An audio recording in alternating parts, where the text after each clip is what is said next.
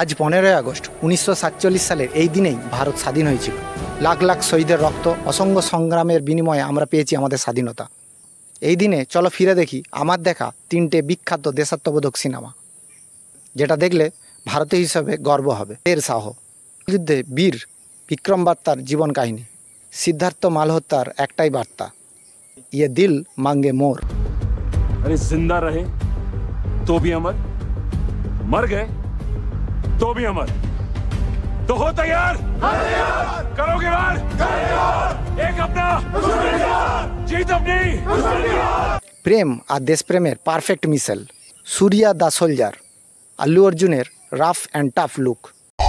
India जेब में लेकर घूमने की चीज नहीं है, वो यहाँ होता है। कोई इंडिया में रहने से इंडियन नहीं बनता। इंडियन बनने के लिए इंडिया दिल में होना चाहिए। इंडिया दिल में होना चाहिए।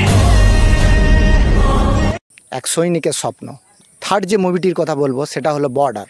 সানি দেওলের গলা মানেই স্ক্রিনে আগুন, দেশের জন্য শেষ রক্তবিন্দু পর্যন্ত লড়াই। এই সিনেমা মানেই চোখে জল আর বুক ভরা গর্ব।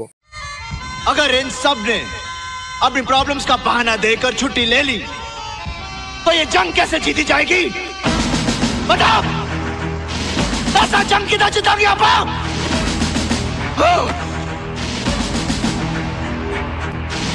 मथुरा दास, इससे पहले कि मैं तुझे गद्दार करार देकर गोली मार दूं, भाग जा यहां से।